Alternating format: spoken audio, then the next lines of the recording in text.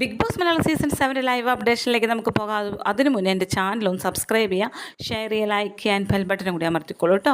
Okay, ഇവിടെ ആര്യനും അക്ബറും കൂടി സംസാരിക്കുകയാണ്.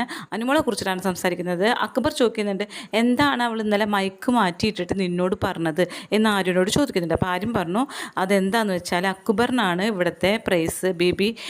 ബി അക്ബറിന് പ്രൈസ് കൊടുക്കുകയുള്ളൂ, ഫസ്റ്റ് പ്രൈസ്. അതാണ് പറഞ്ഞത്. കാരണം പ്രൊഡക്ഷൻ ഡിപ്പാർട്ട്മെൻറ്റിൽ അക്ബറിന് അറിയാവുന്ന ഒരുപാട് പേരുണ്ട്.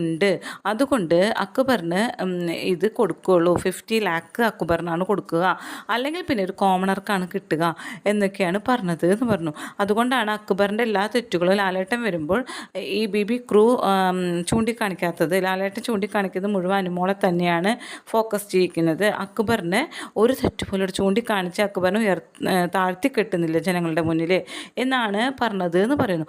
അപ്പോൾ അക്ബർ പറയുന്നത്, ഇവൾ എന്തൊരു മനുഷ്യ സ്ത്രീയാണ്, ഇവൾ എന്തിനാണ് എന്നെക്കുറിച്ച് ഇങ്ങനെ പറയുന്നത്? അത് ശരിക്കും ഉള്ള കാര്യമാണെങ്കിൽ പിന്നെയുണ്ട്. ഇത് ആരാണ്, പേര് പറഞ്ഞോ? പേരൊന്നും പറഞ്ഞില്ല അവൾ എന്ന് പറയുന്നുണ്ട്. ഇവളെന്താ മൈക്ക് ഊരിയിട്ട് എന്നെ പറയുന്നേ? മൈക്ക് ഊരിയിട്ടാതെ പറഞ്ഞൂടെ അക്ബറിനെ കൊടുക്കുള്ളൂ എന്ന് അവൾക്ക് പറഞ്ഞൂടെ? എന്തിനാ ഈ കള്ളത്തരം കാണിക്കുന്നതെന്ന് പറയുന്നുണ്ട്. അപ്പോൾ ആദ്യം പറയുന്നത്, നമ്മൾ അവളെ PR വർക്കിൻ്റെ കാര്യം പറയാറില്ലേ, അതുകൊണ്ടായിരിക്കും അവൾ നമ്മളെക്കുറിച്ച് ആരോപിക്കുന്നതെന്ന് പറയുന്നുണ്ട്. അപ്പോൾ അക്ബർ പറയുന്നത്, നമ്മൾ PR വർക്കിൻ്റെ കാര്യം പറഞ്ഞാൽ മൈക്ക് ഊരിയിട്ടിട്ടല്ലോ, നമ്മൾ ഡയറക്റ്റ് മൈക്ക് ഇട്ടിട്ടല്ലേ, ഇവൾക്കും അങ്ങനെ ചെയ്തുകൂടെ? ഇനിയിപ്പോൾ ഈ BBയിൽ എന്നെ ജയിപ്പിക്കാൻ പറ്റിയ ആളുടെ പേര് പറഞ്ഞാ എന്ന് ചോദിക്കുന്നുണ്ട് അക്ബർ.